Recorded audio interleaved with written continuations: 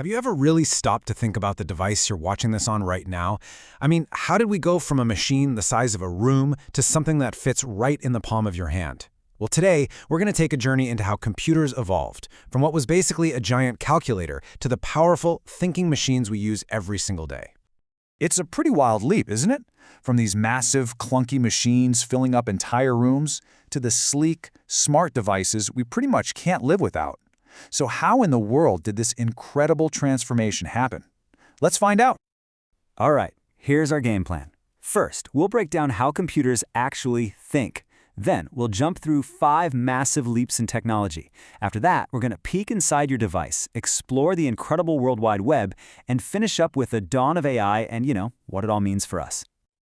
Okay, so to really get how computers became so ridiculously powerful, we have to start with the basics. What do they actually do? Because no matter how fancy or complex they get, every single computer, from the very first ones to the one in your phone, is built on 4 fundamental ideas. And here they are. It's actually a really simple 4-step dance. First, you give it input, like typing on your keyboard. Then the computer will process that information. Let's say it's adding 2 numbers together.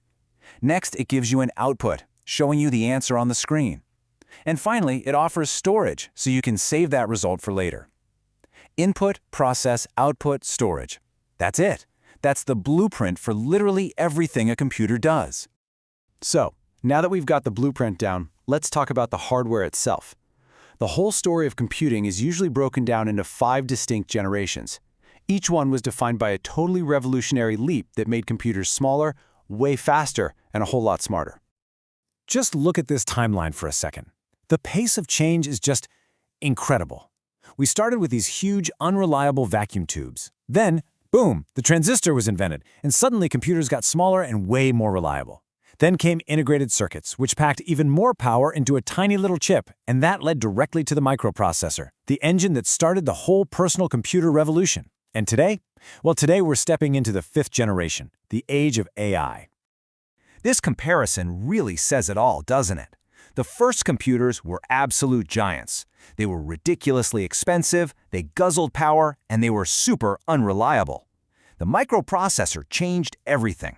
It gave us these compact, affordable, and dependable machines. This wasn't just a small upgrade. This was the massive leap that brought computing power to the rest of us and put a PC on your desk.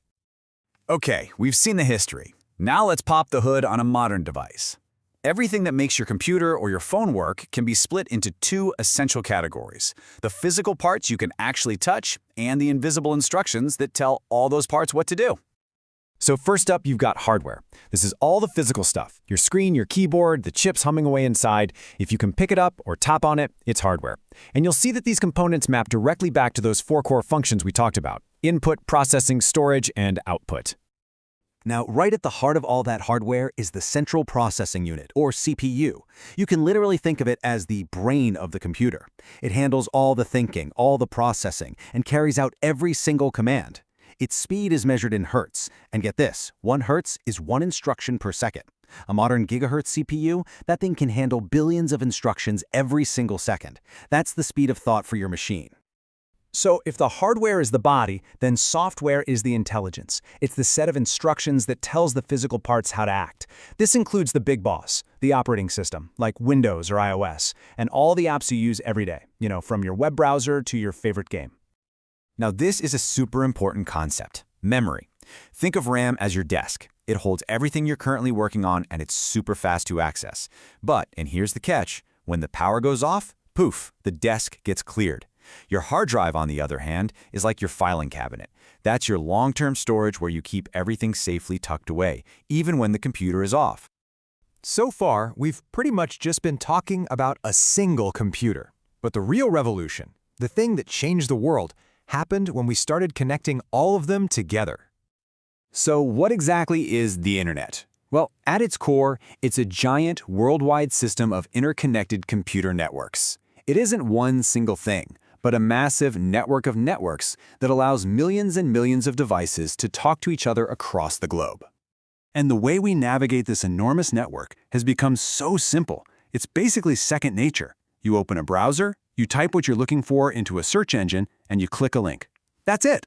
In those 3 little steps, You've just accessed information from potentially halfway across the planet.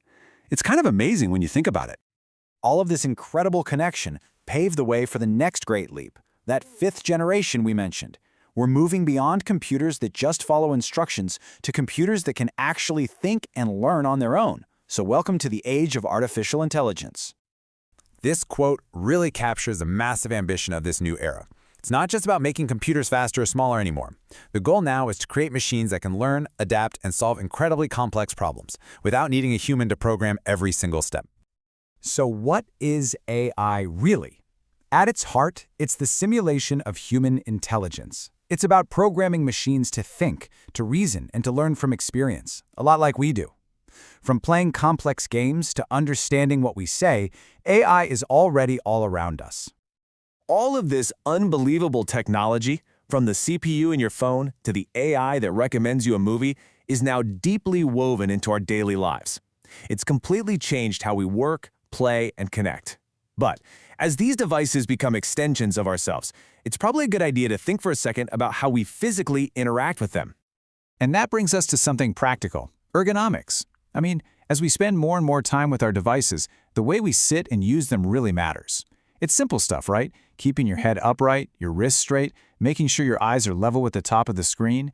These little things can prevent a lot of strain and injury. It's really about using this amazing technology in a way that's healthy for our bodies too. So we've gone from room-sized calculators to pocket-sized learners. It has been an absolutely incredible story of shrinking hardware and expanding intelligence. And that leaves us with one final, very exciting question. If this generation is about learning, what will the next generation be capable of? What comes next?